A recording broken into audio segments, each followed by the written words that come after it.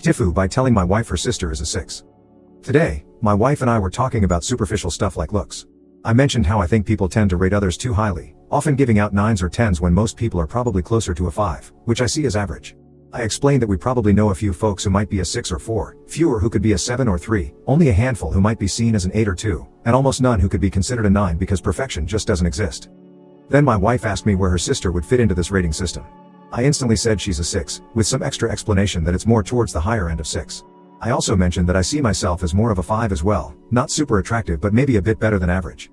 But my attempt to explain that being a 6 is an okay kind of beautiful seemed to upset her, especially since the sister I'm talking about is her identical twin. The reasoning behind that number is that I don't want to make things weird. Looking back, I realize that these kinds of shallow conversations aren't good for relationships because there is no scenario where I would win and it would eventually lead to hurt feelings. Now, I need to figure out how to make things right and show her that her rating in my eyes are in fact an 11.